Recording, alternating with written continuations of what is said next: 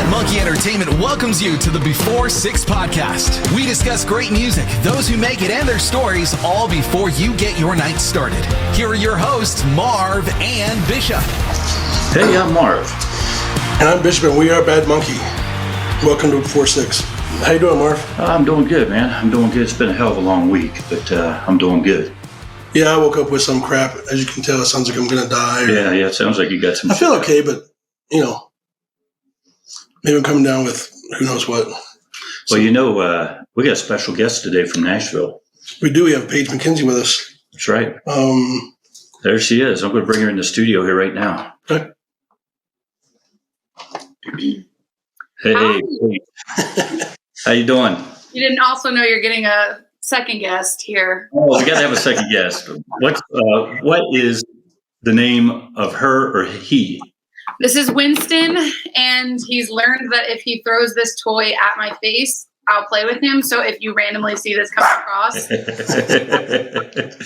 Hello, Winston. Winston has an Instagram page, doesn't he? He does. I plan to make him famous before I get famous. Perfect. That's awesome. I apologize. I woke up this morning with, I don't know if I have AIDS or what, but I, woke up this morning and at 6, and I took, which I don't recommend taking NyQuil at 6 a.m. but I did. I was like, well, I don't have to be anywhere till 1. That'll knock you right out, though.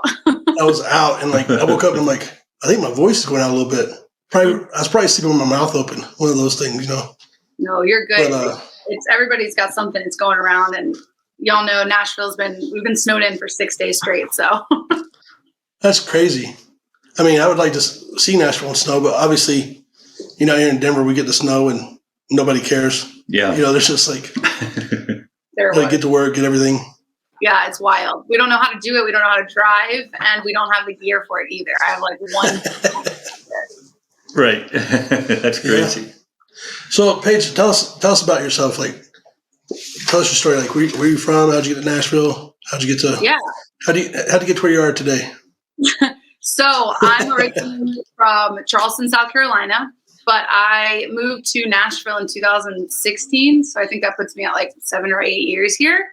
I did the whole college thing, and I was in a duo for a long time. And my duo partner decided to go to LA. She was more on the pop side of things. And I moved to Nashville with literally nowhere to live and no job. And somehow I made it, and I'm still here 7 years later. So that's awesome. That's crazy. Charleston's awesome. I love Charleston. I do miss it, especially on days and weeks like this. Yeah. That's a haunted place. There's a lot of ghosts in Charleston. There really are. A huge profit market there for ghost tours. Oh, yeah. A lot of history there for sure. Yeah. So, obviously you're still there. And how do you like Nashville? How's it been to you? It's been awesome. I always tell people that the best thing I ever did was leave Charleston, because while there is a music scene there, I think a lot of people in small towns, you have that tad bit of an ego, because you're the best in your small town. So moving to Nashville was just very much a reality check for me, that I had a lot to learn, a lot to work on my craft, and it was very humbling, but it was the best decision ever, because I'm constantly surrounded people who are incredible, which forces me to get better and work on things that I thought I was fine with. I'm still taking vocal lessons, still taking guitar lessons. I mean, it's good. And I feel like the artist I was 7 years ago versus now, happy to be where I am today. Oh, that's awesome. Yeah, no, I don't know if we talked about this. I'm from South Carolina too. And when I left, I went to the military when I was 17. And it's and I love my family, but I got redneck family, country redneck folk, and then my other half's in Georgia, but it's Charleston's a little bit bigger, but it's every time they're why don't you come back? Why don't you do this? I miss it, but at the same time, it's the best thing I did was leave, because it's a small town thing, like you're saying. But it's almost oh, you're too big for us because you left. It's a strange, kind of hard to go back. It's a strange vibe. Yeah. Hey, I think everybody should move out of their city for at least a year just to experience it. Yeah, For real, for sure. Yeah, absolutely. Yeah. I come from a small town too in West Virginia, and it's kind of the same thing, you know. A lot of people don't leave, you know, they don't leave. They stay right where they're at. And they judge you for leaving. And then they do judge you when you leave. So I get a lot of that. That's a really funny story about West Virginia. We went to a family reunion there one time, and we were staying in like these cabins, and there was a trail for horses and a trail for people, which clearly Right. for people is much shorter than the horse trail. We were traveling like 10 people deep with our family reunion on this hike. My grandma included. We took the horse trail by accident. We had to have a helicopter come in and fly her out. I'm like, Oh my. 8 years, like that was like the time our family literally wanted to kill everybody. We're like 4 or 5 hours into this walk, and we But I meant to ask you, are you a college football person? I'm just trying to figure out. Answer this carefully. I'm just trying to figure out if we Answer can this very carefully. I'm just trying to figure out if we can be friends or not. There might be a Clemson person here. I'm going to be 100% transparent, because if my friends are listening to this, they're laughing at the fact that you asked me that. I don't care about sports at all. And I know it's terrible. And I should be either a Clemson or a Gamecock fan, but I'll be whatever team I need to be on, whatever you think I should. I'm going to write that down as like, Clemson right now. So I'm a Clemson guy, so it's funny, especially when I've had a few drinks. I become unreasonable on the anti-Gamecock. Yeah. Like I've yelled at Darius Rucker about it. Yes, like, he has. Unreasonably, where I'm like, like all night. I'm like, fuck the Gamecocks. Like I'm like, fuck you, fuck the Gamecocks. Like I get it. I'm like if guys or girls start talking about sports, I literally just black out. I don't. No, that's probably healthier. Yeah, it probably is healthier. My mom gets mad at me, but I'm like, you raised this. Like, hey, I know the Clemson chant though. I know the Clemson chant. Oh, do you? Hell, there you go. Nice. Yeah. My mom's a Clemson fan, so. Oh, good. She's good people. No, I just. So we had you play at our annual Halloween party, Bad Halloween party, our second one. Our second, yeah. We a couple years ago we were like, we need an annual thing, so it was kind of crazy, but we picked that. So you came out to Denver. How'd you like Denver? I love it. I love it. Had you been previously? So I used to play. I say I hate sports, and then I used to play college lacrosse. We had a tournament in Colorado, right? Yeah. We had a tournament out there, and that was a different experience because one, we were playing. I think I was 18 or 19 at the time, and we were playing, and we couldn't adjust to like the altitude. So middle of the game, like nosebleeds, like it, so I wouldn't say that experience was good, but with you guys, it was great. Yeah, it's a thing. And then obviously when we come to Nashville or back to South Carolina or wherever, it's unfortunate because you can drink like a fish. Like it's just so expensive. Yeah, I think she's seen us drink like fishes in Nashville. So it does happen. But then also like I think first time Garrett came to Denver, he was a little concerned because the first Halloween party we had, he played. It was him and Matt, and he did like all 3 hours or 3.5. Yeah, about like three, he was like, Gary, he was just like, I'll just play whatever, whenever, like what, But then he was kind of like, am I going to run out of like breath? Because he's kind of a screamer. Yeah. I don't want to say he's a screamer, it makes him sound bad, but he's like, Denver's got the altitude. It kind of got to him too, and you could feel it. And he obviously considers himself a kind of athlete and a trainer and a hockey player and all that stuff. And then they went to Red Rocks and all that stuff. And he's like, man, the Mile High is not it'll get to you. Yeah, it's no joke. No, it's no joke for sure. We appreciate you coming out for that. That was it was great. Everyone loved you and Emily. Everyone's obviously we've had Garrett out here a few times. So Garrett's actually established kind of a following out here where people are always asking us like, when's Garrett coming back? When's Garrett coming back? Yeah. And I'm kind of like, yeah, I don't really want to. I mean, I do want him back, but you're kind of like, I don't want to keep beating a dead horse, But we appreciate you coming. I'm glad you enjoyed your trip to Denver. Yeah, absolutely. We enjoyed having you for sure. And the feedback we got back from all the people out here was awesome.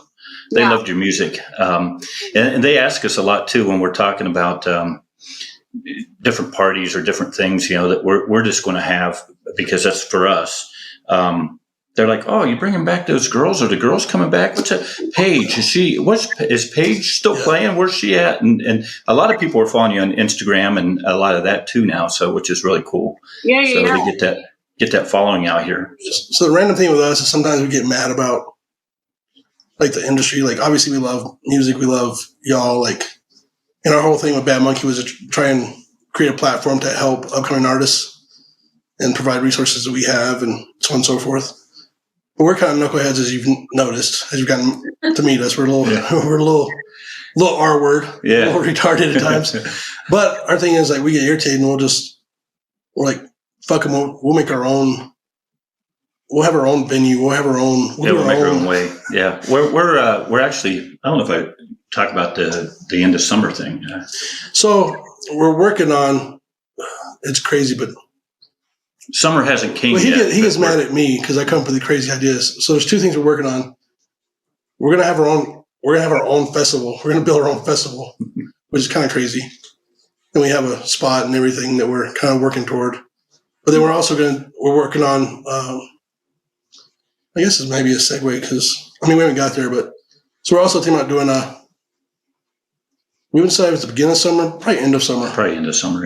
Yeah, end of summer party. Yeah. And we have it like kind of on the same grounds where we had Halloween. Yeah. And it's because we control that environment with, I know the police, I know the management, and they're open to working with us without. It would be outside, so. Outside and be like a day thing. Mm-hmm. It's like a block party. And then what I've thought about is we'd have someone come out and build a stage and, yada, yada, yada. And then, you're the first one to hear this other than Marvin is like, with multiple artists. And then I was like, this might kind of segue in, maybe have the Unhinged group out and play that day as a partnership between Bad Monkey and Unhinged and have y'all out and just have a day. Have a whole day, yeah. Yeah. So tell me about this Unhinged group that you. That was a segue. That you kind of got into. You moved to Nashville. You didn't know anybody. You showed up and you got your suitcases. Your car is loaded up with stuff. I take it, and you ended up with this Unhinged group of folks. How did that come about? So everybody kind of essentially what Unhinged is, for people who don't know, is a group of songwriters here in Nashville. It's 7 of us. And each one of us met someone through someone else and introduced the other one. And then eventually everybody was just writing together. And we wrote some of our best music together, which I feel like Garrett really spearheaded this, but he kind of was like, we should just make this a group and kind of, play around town together, support each other. And that's what we did. We just got together. We play writers rounds. We write together. We hopefully we'll be traveling soon. But it's just a very loose group as far as there's no rules. There's no like, you have to be here, you have to be there. We just kind of are there to build each other up, and we know we write well together. So that's what we do. That's awesome. That is awesome. And that kind of rolls into this, She's Going to Kill Me song that you, you got some new music out, right? So. Yeah, so I have a new song called out, She's Gonna Kill Me, that was released yesterday. And I wrote it with Emily Artigo, who is in Unhinged. And then another songwriter producer in town, his name's Lando. He's fantastic. And I don't know if you've listened to stuff before, but I write a lot of sad country music. So this was something new for me. I kind of just wanted this year to be, I'm going to put out whatever, whether it's country, whether it's pop, soulful, I don't care, whatever it is, I'm going to put it out. I just feel like there's not really genres anymore. We kind of just can do what we want, which is really great. And She's Gonna Kill Me, Emily's ex-girlfriend, right? So let me set the story up for you. Okay, all right. You know how in like Apple CarPlay is in your car, like if you get a text message, it pops up and it tells people who texted you. Yes. Yeah. Okay, we do know that. So I get into Emily's car and I see a text message pop up, and lo and behold, it's from her ex-girlfriend. And I just whip my head around and I'm like, what the fuck, dude? Why are we still texting her? Like, this is no. And I'm that friend that's going to be like, you're being stupid. Cut her off. Get rid of her. Like, I'm I don't know. I know people are weird about signs, but I'm an Aries. We're feisty. We're fiery. So I was like, stop it. I'm literally going to kill you. So later that day, we went to a writing session with Lando, and Emily's like, I have this idea. The title's going to be She's Gonna Kill Me. And I was like, I know where you're going with this. And so that's how it's out. So it's just a song about your best friend telling you she went back to her ex, and you're literally going to beat the shit out of her for being a dumb. That's awesome. That's awesome. So yeah, I knew kind of how that story came about, but I wanted everyone out here to hear that, because that's that's great, because that's writing from the heart and how things come about, So I mean, that's a true feeling, and thanks to Apple CarPlay for that, for that to pop up, right? Sponsor. Yeah, it's funny how songs come about like that, because you would never think of that, and because of it popping up, you're like, what the fuck is happening here? And boom, here's a song comes out of it. So that's awesome. Yeah, I love it. And that's why I think when I'm here in Nashville, as much as I love going downtown and I love seeing the full band stuff, one of my favorite things to do is to see the writers' rounds, because I like to hear where the stories come from, who they wrote it with. Is this about them? Is it about somebody else? And I don't know. I just love the story behind the song. And I think that's just primarily why I got into country music, because we all know country music is all about storytelling. So. Sure. Yeah, absolutely. Yeah, and it's a relatable song. I mean, we joke all the time because Marvin will be like, hey, are you still talking to that one girl? I'll just look at him. I don't even answer him. Like, yeah. Well, he just looks. I'm like, I could write a song about that. I'm not even acknowledging what you're asking me. Oh, shit. So what's your favorite place to play writers' rounds? Do you have a favorite spot that you like to go to? Yeah, so I really love to play at the Listening Room. Have you guys been to the Listening Room? We have. Yeah. I like that place as much as I love the Bluebird and that history behind it. It's great. Sometimes it's really hard to get tickets there because it's so small and intimate. But I love the Listening Room just because there's more opportunity for people to come. It's the Listening Room, so people are listening, and they have great food, great drinks, and I don't know. I just love that spot. You can go to so many places in town to play these writers' rounds, but it's an industry town. So there's a lot of venues where people are talking because they don't care what you're saying. They just want to see who's at the bar and what public party's here. They don't care about what you're saying or singing about. And I love the Bluebird and the Listening Room because people are actually watching and taking in what you're telling them. Yeah, right. Absolutely. Mm-hmm. So what else do you have on the horizon here? What can people be looking out for Page Mckenzie there in the future? What are you thinking about? I think this is just going to be the year of putting out whatever I want. And then we have a music video coming for She's Gonna Kill Me. And it's funny. And I'm really, really excited about that. And then, I don't know, we're just going with the flow, playing where anyone will let me play and pumping out music and content. So next thing's the music video. So look out for that. Well, that's going to be awesome. I can't wait to see that. Yeah, that's pretty awesome. I like the song. I like the song. I like your energy. I like, I'm I'm a fan of. Thank you. I'm a fan of you and the Unhinged group and Emily and. Absolutely. And I definitely, Broadway has its place and time. Mm-hmm. And, I like hitting Broadway as much as the next guy, but I also like going and listening to the people who are playing hotels, people who are playing, I like the local. I like going to places and like listening to I like going and listening to people play where no one's listening to them. Mm-hmm. And it's funny because I listen, and then sometimes it feels awkward because sometimes I'm like, so like listening, and they're kind of like, why is that fucking guy staring at me? Yeah, what's he staring at? What's he doing? What the hell? Because no one else is like paying attention, right? But I'm like listening, and people are like, and I'm like listening, and I'll be like their voice and everything. I'll be playing covers or whatever. And a lot of times I'll go and give them like $100 bill, and I'm like, do you have an original you can play? And it like throws them off at times, and they're like, what the fuck are you asking me? I'm like, I'm like, I like listening to music, and I like your voice, and I just want to know if you have, like, I'm going to pay you to play what you want to play. Like, here's your opportunity to play. And I know it makes me look like a fucking weirdo. Yeah, it's a little strange. No, we love it. It's a lot of those bars too, like they'll say you don't play original music. So we're like, So you do have to wait until someone's like, here's money, play this because I want to hear that. So we're always just like, am I going to get in trouble? Am I going to get, but you know, go ahead. No, go ahead. I just have so much respect. Like I've been playing on Broadway since I moved here, and I just have so much respect for the artists down there because I worked for a small management company, and I remember the guy who worked there, the owner of the company, he was like, I would take a Broadway artist over any artist because they know, one, how to do things on the spot, you know, and then they handle drunk people. Right. They know how to work a crowd. I have a lot of respect for the Broadway musicians down there. It's hard work, and they're doing the thing. No, it is, and it's like, you know, so we like Marv and I, as far as Bad Monkey and what we do, we get real focused on.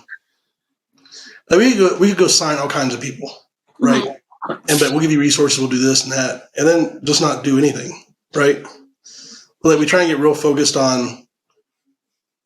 If we're working with an artist, we try and focus on that artist and focus on what they're doing and like put in the energy they're put in the same energy, you know? Mm-hmm. But then it's like, Marvin's a songwriter, mm-hmm. for example. So he's got some music he's written, it's been published, it's been out, it's been whatever. But then sometimes it's like the people who play the music may not seem like you get excited. Like you write and play your own stuff, right? Mm-hmm. Mm-hmm. So he can't sing. Yeah, I'm not a singer. That doesn't mean I won't sing. It just means I can't sing. But then he'll get people that sing a song, and they might have a good voice and everything and be good at it. But then the thing is, they're not performers. Mm-hmm. So it's like they don't have the history, like you're saying, like the people on Broadway who are like putting in that work every day, playing.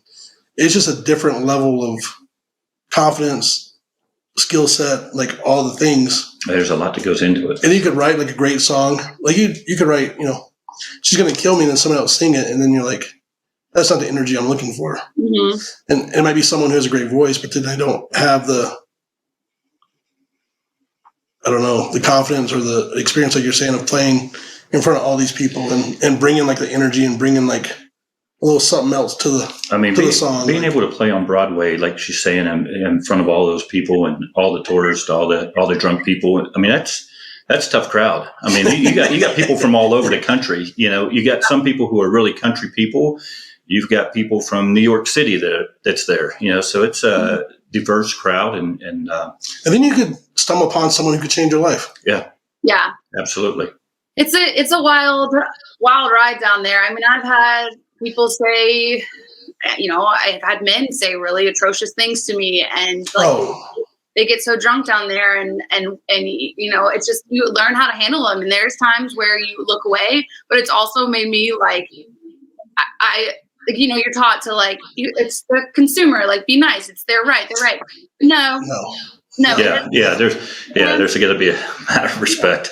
I will look at that door, a security guy, and say, "Get that man out of here right now!" Like you learn your boundaries and you learn your limits and you learn how to handle that. Because if you start blowing up, you're starting off on, you know, you get into bars to bigger venues and bigger. Like everybody has to go through that, no matter what.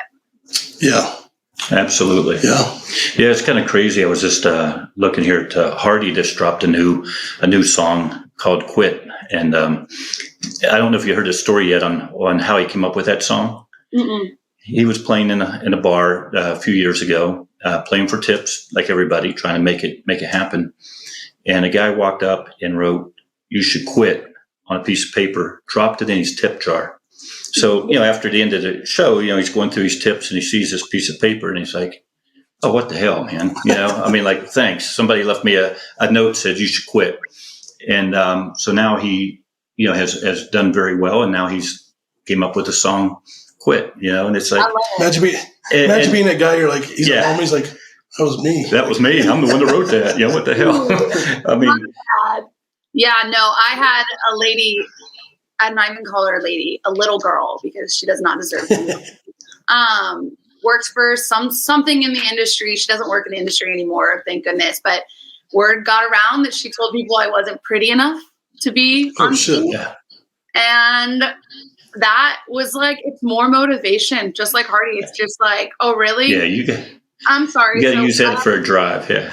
Yeah, I'm like, have you seen some of the most famous men in country music? Oh, You're gonna tell me, but I mean, I got Post Malone just popped into my head. There's a couple people just popped into my head real quick. I'm like, who are you to know? You step down, honey. And now she's out of there. Jelly Roll. Yeah. So, I love Jelly. Love Jelly Roll. He is awesome, and he's doing great right now. Yeah. But what's that? Did you hear a speech that was talking about, I'm 30 something years old and that? Oh, yeah. I was like, thank you. That's a great. It's great motivation there as well. And I one of the things at Bad Monkey that we really drive is you got to believe in yourself because nobody else will. Mm-hmm. You got to believe in yourself first and come out with that positive energy, no matter what's happening. And these asshats that tell people to quit or you suck or you're not pretty enough or any of that is all bullshit. And I think Jelly Roll's speech is really. When someone's talking from their heart like he did, and he's saying, "Hey, I'm not looking in that rearview mirror anymore. I look out the front window," and that's the positive energy. You gotta bring that, and sometimes it's hard, as you're out there performing, and you hear all kinds of things, right? But you got to keep going. And I love your energy, and I love where you're coming from, and this new music is awesome.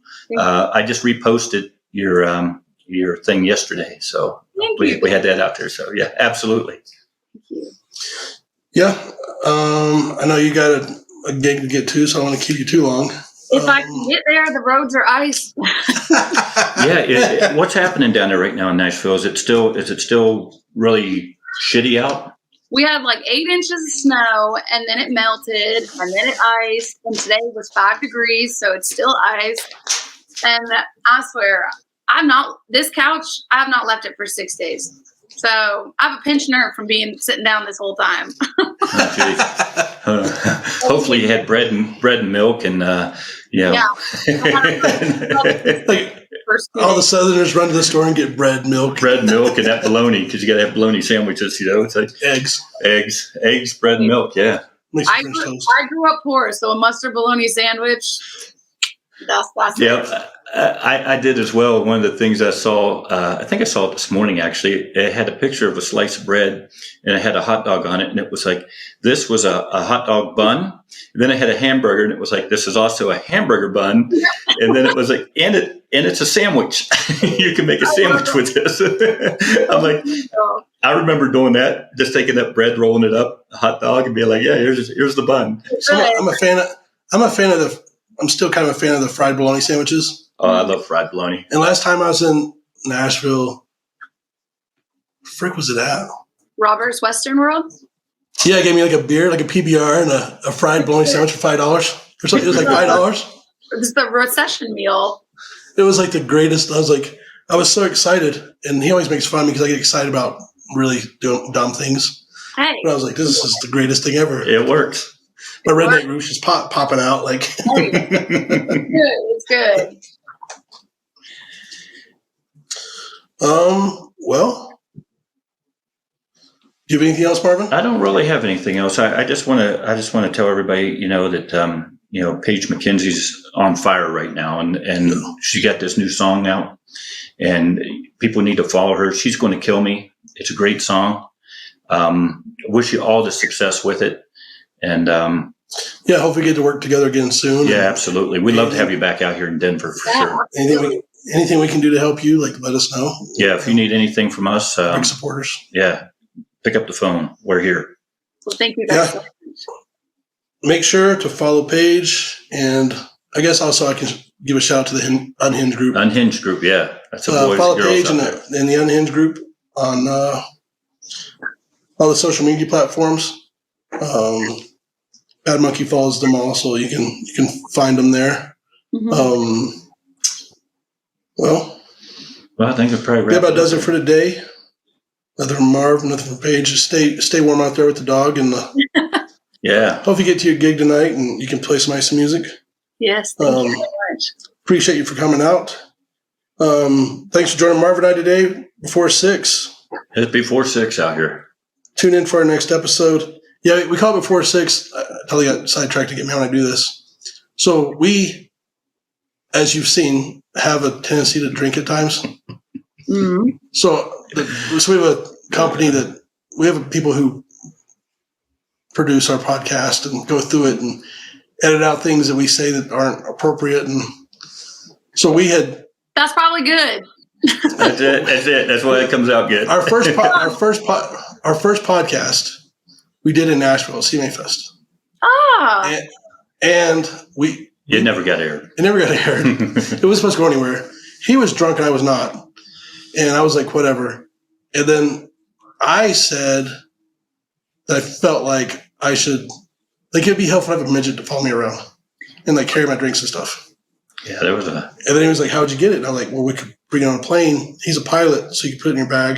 Then we had this whole thing. And then we talked about, he's Jewish and I'm Catholic. We started talking about that. It got a little crazy. And then they were like, human trafficking. To say they were like, as you can imagine, like, yeah, there's a whole list of things that like, we need to sit down and have a talk, retrain you. Like, what's wrong with you people? How have you guys not had shit beaten out of you? Well, I don't know. That's a question. You probably have had those moments and times you're like, I need to beat each other too.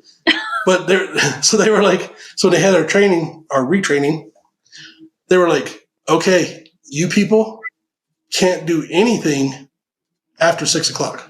Yeah, because after 6, nothing good happens. You're not trustworthy. We're like, What don't ask men.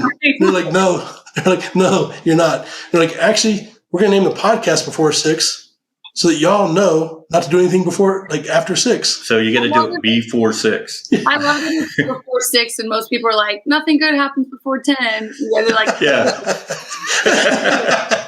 Well, I think it's because I'm getting older, so I have to do 3 a.m. shit at like 7:30 or 8. So it's like, the hell is that guy doing? Oh, he's doing 3 a.m. shit. Well, it's only 8 p.m. Yeah, I know. He's going to bed by 10. So I actually very much understand that. I'm in bed by like 9:30 with a book and my tea, my sleepy tea. Yeah. I get I'm it. usually, as you see Winston. me, I'm usually the one being like, hey, Marvin, come back over here. Don't do that. Yeah, Like, don't do that. Bye. Well, hey, Winston, good to see you. Glad you're on here. We're going to make Winston Insta famous for sure. he'll be our next guest. Yeah. All right, well, I got sidetracked, so I guess I'll. Yeah, we'll sign off. And Yeah. Paige, thank you so much for coming on with us. And man, we wish you all the success out there in Nashville. Keep doing what you're doing. We love you. You're doing great. You're doing awesome. So keep up that good energy you have. So that you bring it every time you play. So Yeah, we'll be in touch. We'll see you soon. Yeah, absolutely. So thanks. I'll start again. Thanks for joining Marv and I Before 6. Tune in for our next episode. And please continue to support upcoming artists. Please go to badmonkeyentertainment.com. Like and follow us on all social media platforms. Till next time, for Marv, this is Bishop. That's Paige. that's Paige. And it's not quite time for happy hour because we're way before 6, Yeah, but we'll get there. We'll get there tonight for sure. So, thank you so much. We'll talk to y'all later. You ready, Marv? Yeah, I'm ready. Let's do it. All right. Thanks, All right, Paige. we're out. We'll see you later. Bye-bye. You've been listening to Bad Monkey Entertainment's Before 6 podcast with your hosts, Marv and Bishop, streaming on all platforms. We look forward to reconnecting soon. Before 6.